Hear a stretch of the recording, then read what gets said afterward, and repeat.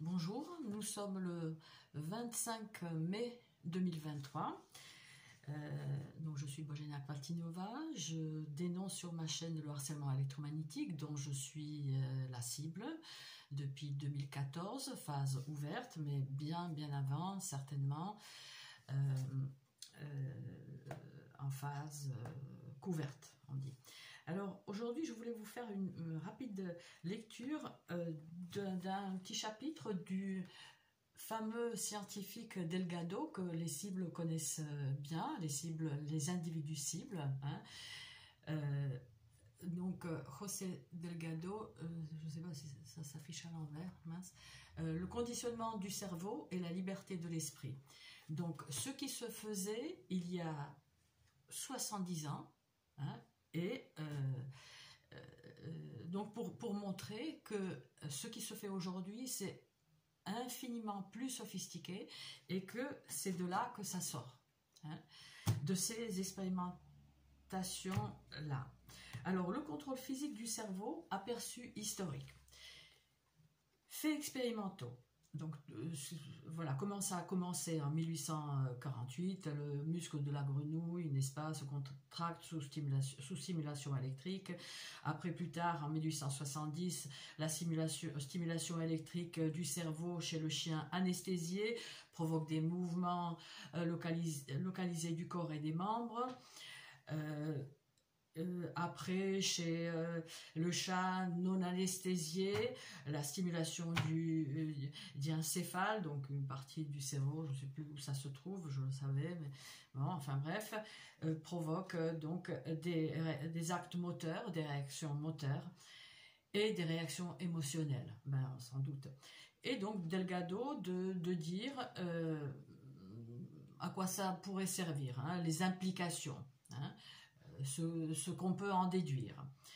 Donc pour la grenouille, des stimuli électriques sous contrôle de l'homme peuvent déclencher et modifier des processus vitaux chez des tiers, à commencer par la grenouille, etc. Donc pour le chien, le cerveau est excitable, la stimulation électrique du cortex cérébral peut produire des mouvements. Pour le chat, les manifestations motrices et émotionnelles peuvent être déclenchées par stimulation électrique du cerveau chez l'animal éveillé, réveillé. Donc voilà, faits expérimentaux, ça continue. Chez des animaux isolés, l'apprentissage, le conditionnement, les réponses instrumentales, la douleur et le plaisir sont provoqués ou inhibé par stimulation électrique du cerveau. Donc on est là chez le rat, chat et le singe. Donc Delgado en 1954. J'étais pas née. J'étais pas loin, mais voilà ce qui se faisait. Implication. Les phénomènes psychologiques peuvent être contrôlés par la stimulation électrique de zones spécifiques du cerveau. Nous étions en 1954. Je pense à une revue à laquelle j'étais abonnée pendant plusieurs années, dans les années 2010, par là, dans laquelle, dans l'un des numéros, je ne sais plus lequel, on parlait des orgasmes à répétition. Ah, c'est un trouble. Ah, c'est un trouble. Or, le plaisir peut être provoqué chez les animaux et pas que, on le voit plus tard, chez l'homme aussi, par la stimulation électrique du cerveau. Que tout se passe dans le cerveau.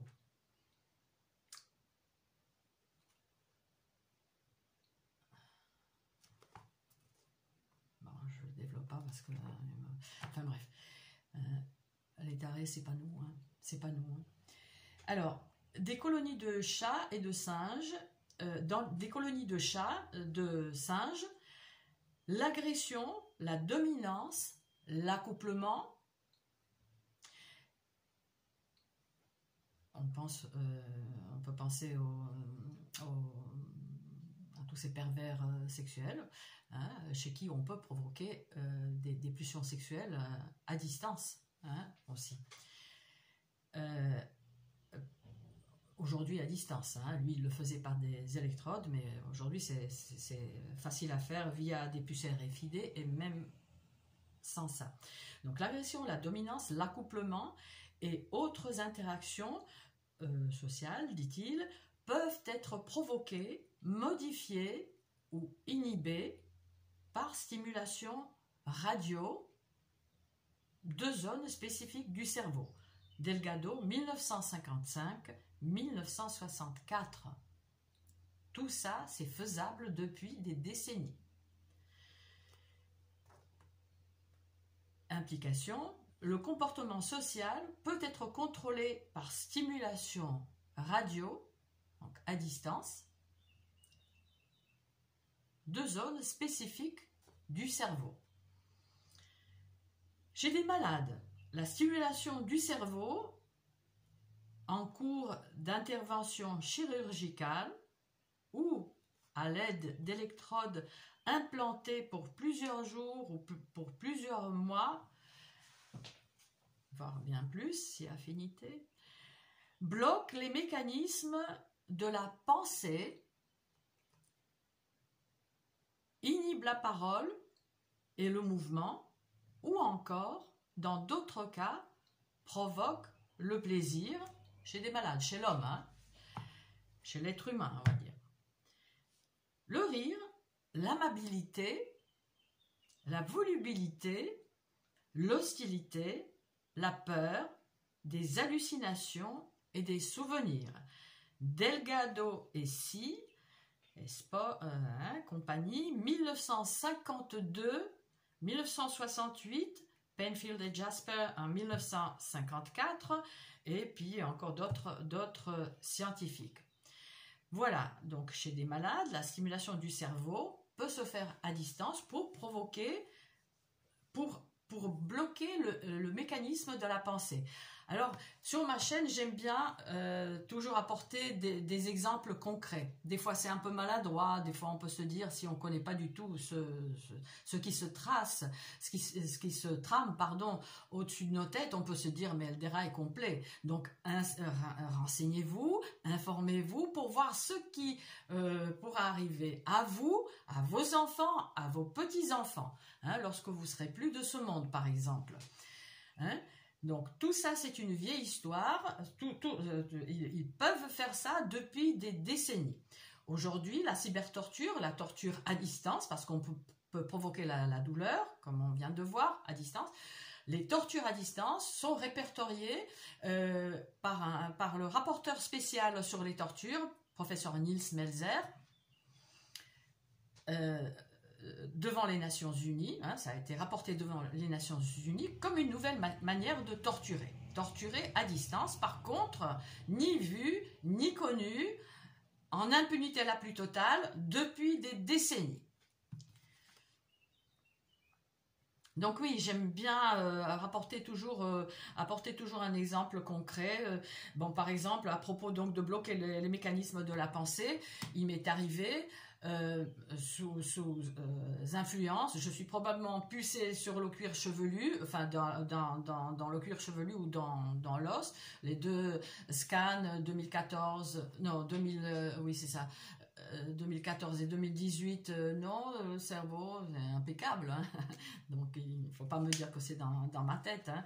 Voilà, donc les puces sont probablement sur le cuir chevelu, si tant est que je les ai, mais probablement oui, parce que lors des agressions extrêmement violentes, où je m'emballe la tête dans de l'aluminium, jusque-là, apparaît une violente douleur, là, derrière, sur 2 points derrière. C'est comme si les puces, justement, tentaient de se reconnecter. Voilà, donc je disais que à propos donc de bloquer la pensée, qu'ils peuvent très bien le faire, et que par exemple je n'arrivais pas à trouver je suis à Nice, la rue Maréchal Foch, où il y a d'ailleurs le commissariat de police principal, n'est-ce pas? ou dans le temps, lorsque je pensais que les forces de l'ordre, la police pouvait nous protéger, j'allais déposer des plaintes au départ. Oh, c'était il y a longtemps, hein, ça m'a bien passé. Et par exemple, Elena Sagnol a continué en toute bonne foi, voilà, et elle s'est trouvée internée suite à une plainte. Venez nous donner des précisions sur votre plainte. Paf, deux bonnes femmes en blouse blanche. Et Elena s'est retrouvée internée le 14 février. Hein, ils font de jolis cadeaux, mais enfin bref, c'était donc à Moutier. Pour 3 mois, hein, quand même, hein, 3 mois de drogue, hein, parce que c'est ça, le Risperdal et l'Oxapac, hein, c'est ça, c'est saloperie. Et donc, Régis Hanen, un Belge, est interné, pareil, sur un piège policier. Depuis le 21 mars 2023. Nous sommes donc le 25 mars 2020. Nous sommes le 25 mai 2023. À propos donc du blocage de la pensée, pas moyen de voir où j'étais, je transpirais à grosses gouttes, j'arrivais pas à me rappeler où était cette rue, alors qu'elle se trouve pas très loin de chez moi d'ailleurs. Voilà, donc ils peuvent faire ça. Ils pouvaient faire ça en 1955. Voilà. Inhiber la parole. La parole de ma maman, de ma mère, a été bloquée. Elle est morte, je pense, même si bon, elle avait eu un AVC, etc. C'est l'AVC, mais c'est l'AVC, on ne sait pas comment il a été provoqué, hein. Chez elle, comment la mort de mon grand-père a été provoquée. Mais bon, vous n'avez pas de preuves. Oui, je n'ai pas de preuves, mais je commence à reconstituer, comme tant d'autres cibles, ce puzzle de vos agissements, de votre criminalité d'ordure. Donc, voilà. 3 mois avant sa mort, tout d'un coup, elle ne pouvait pas dire.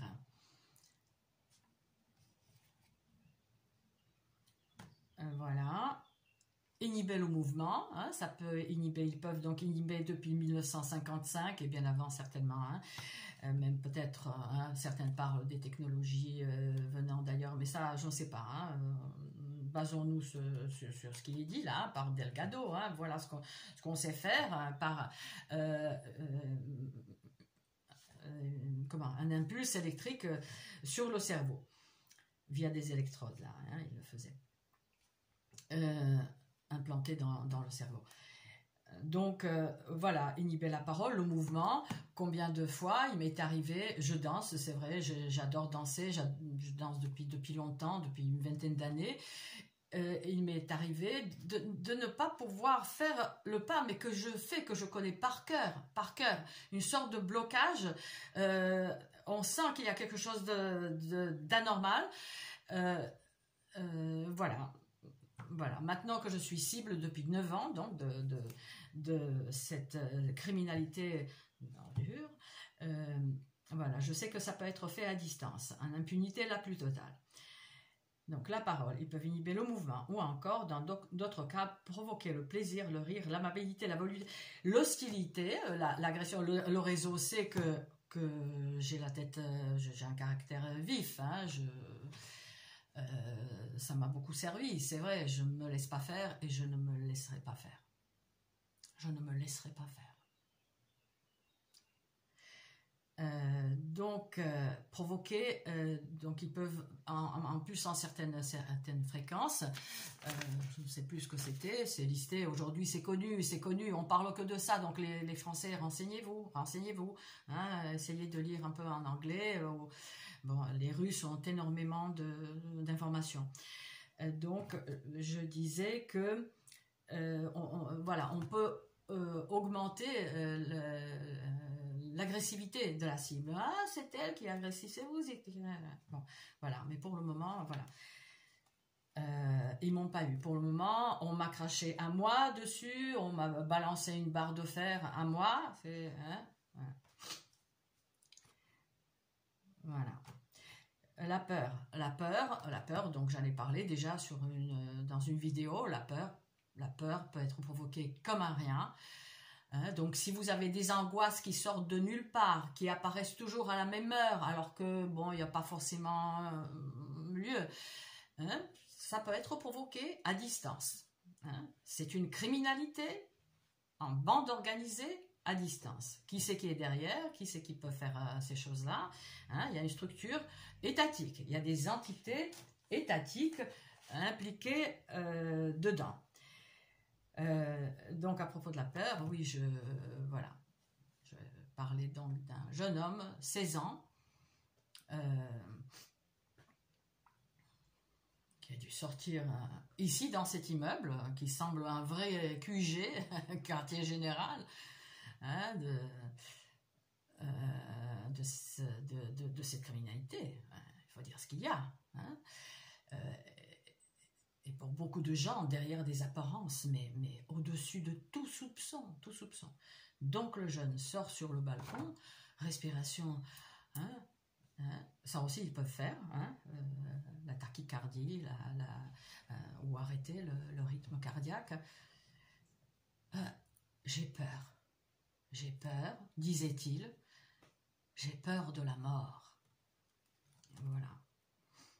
Eh bien, je vous souhaite la même chose. Je vous souhaite la même chose, pas par vengeance. Il n'y a pas de vengeance. La justice, on cherche la justice, nous autres cibles, hein, de harcèlement électromagnétique, de cette criminalité de salopards militaires. D'accord? On cherche la justice. Vous faites vos expérimentations sur les civils, ben écoutez, non, que votre intelligence artificielle, là, l'intelligence artificielle, vous fasse la même chose, parce que demander à un autre humain de faire ça, c'est se rabaisser. Donc voilà, voilà. Provoquer des hallucinations et des souvenirs. Ils peuvent le faire, provoquer, et aujourd'hui on sait qu'on peut vous effacer beaucoup de choses aussi. Hein. Donc Delgado 1952, etc. Résumé, les fonctions autonomes, hein, la respiration, l'élimination, la digestion, peuvent être manipulées à distance.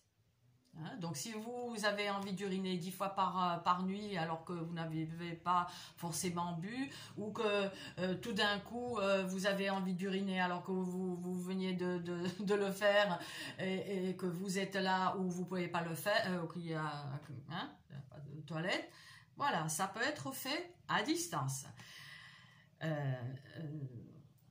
Après, bien sûr, on peut vous couper on peut manipuler.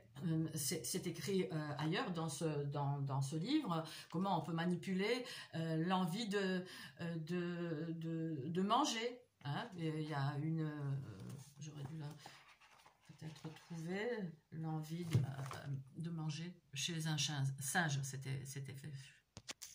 Bon, j'ai pas trouvé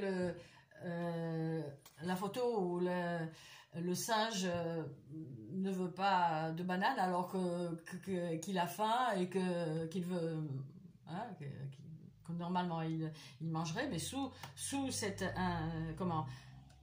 impulsion électrique, sous cette manipulation, il ne souhaite pas. Là, voilà, on a donc l'image de singe, ou le même, à qui on peut provoquer le sommeil artificiel. Depuis qu'on en parle, nous, hein, de notre sommeil radio, qu'on peut nous plonger dans le sommeil radio, que vous n'entendez pas 3 réveils que vous avez mis le jour d'un examen ou le jour où vous avez à vous lever, etc. Hein, c'est connu. C'est connu, c'est fait. Où est ma page ? Donc voilà, le comportement individuel et social, les réactions émotionnelles et mentales peuvent être provoquées, entretenues, modifiées ou inhibées, tant chez l'homme que chez l'animal. Je dirais le contraire, tant chez l'animal que chez l'homme.